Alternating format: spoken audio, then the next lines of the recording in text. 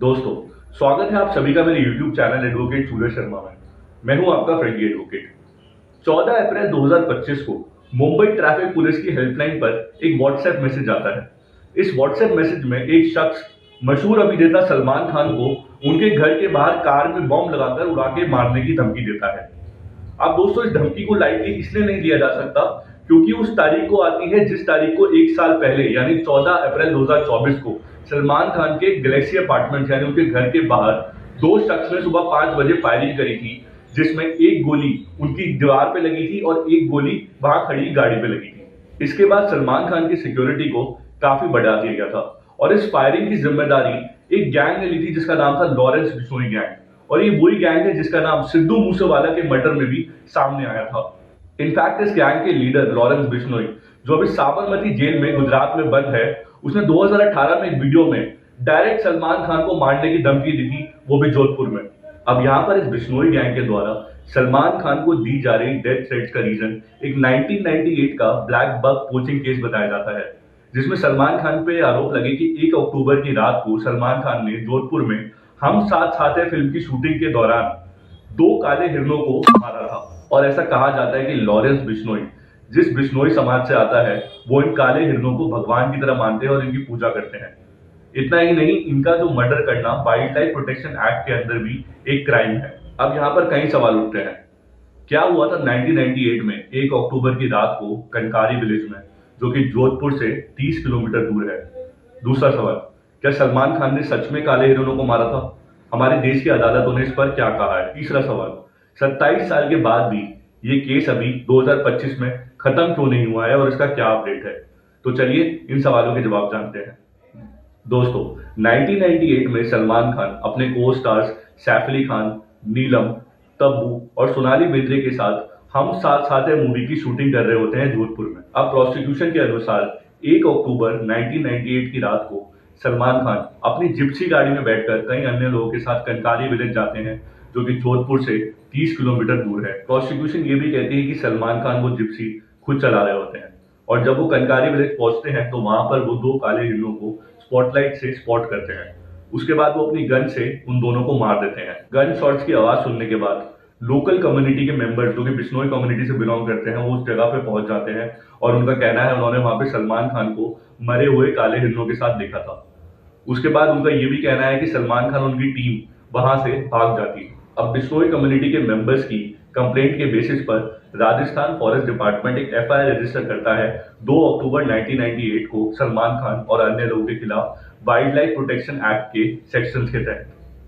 उसके बाद 12 अक्टूबर 1998 में सलमान खान को अरेस्ट कर लिया जाता है, फिर बाद में लेटरली उन्हें बेल मिल जाती है। अब दोस्तों, उस रात क्या सलमान खान ने सच में काले हिरण का शिकार किया था?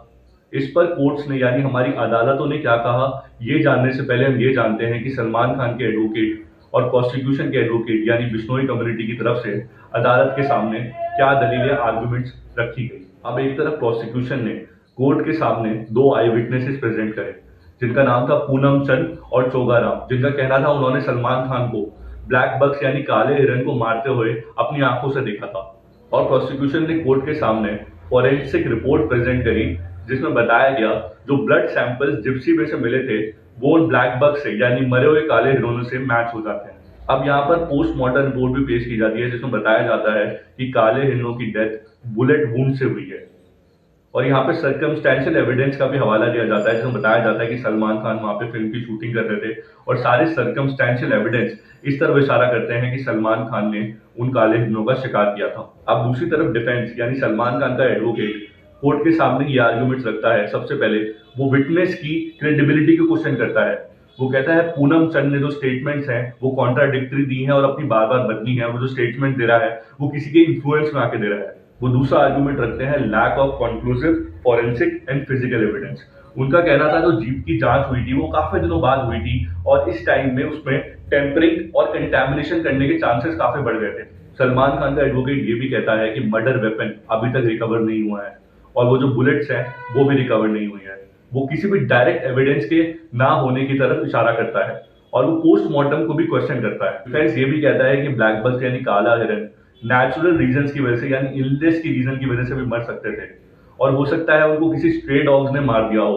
तो ये भी एक पॉसिबिलिटी है जो वो कोर्ट को बताता है। सलमान खान का एडवोकेट ये भी कहता है कि प्रोसिक्यूशन सिर्फ सर्कमस्टेंशियल एविडेंसेस पे रिलाई कर रही है और वो कोई डेफिनेट लिंक नहीं स्टैब्लिश कर पाई है उन काले हिरन के मर्डर और सलमान खान के बीच। डिफेंस ये भी कहता है कि पोचिंग वाले दिन सलमान खान कनकारी विलेज में प्रेजेंट नहीं थे और वो प्रोसीजर और इन्वेस्टिगेशन फ्लॉज को भी हाईलाइट करता है, जिसमें वो बोलता है कि जिप्सी को सीज करने में डिले हुई, फोरेंसिक एविडेंस को कलेक्ट करने में डिले हुई और पोस्टमार्टम को कंडक्ट करने में भी डिले हुई।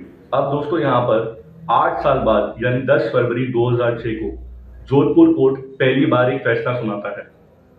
वो डिफेंस के आर्गुमेंट्स को रिजेक्ट कर देता है और eye witness testimony, forensic report, postmortem report और सर्कमस्टेंशियल एविडेंस के बिहाफ पर सलमान खान को गिल्टी पाता है और उन्हें 5 साल की सजा सुनाता है और 25,000 का जुर्माना लगाता है। अब इस ऑर्डर के बाद 2006 में सलमान खान को हिरासत में ले लिया जाता है और उनको 3 से 5 दिन जेल में बिताने पड़ते हैं।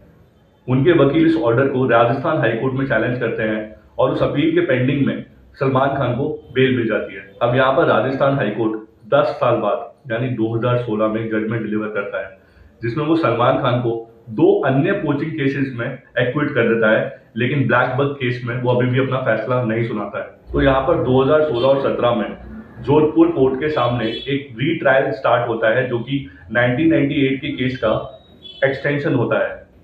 यहाँ पर कोर्ट के सामने फिर से दोनों साइड अपने आर्गुमेंट पेश करती है और दोनों आर्गुमेंट सुनने के बाद कोर्ट अपनी जजमेंट डिक्लेयर करता है अप्रैल 5, 2018 में, जिसमें 2018 में जोधपुर कोर्ट सलमान खान को काले हिरन के शिकार में गिल्टी पाता है और फिर से 5 साल की सजा सुनाता है जेल की और 10,000 रुपीज का फाइन लगाता है। इस ऑर्डर के बाद दूसरी बार सलमान खान को कस्टडी में ले लिया जाता है और उनको जोधपुर सेंट्रल जेल भेज दिया जाता है, जहां पर वो 2 रात बिताते हैं इस बारी।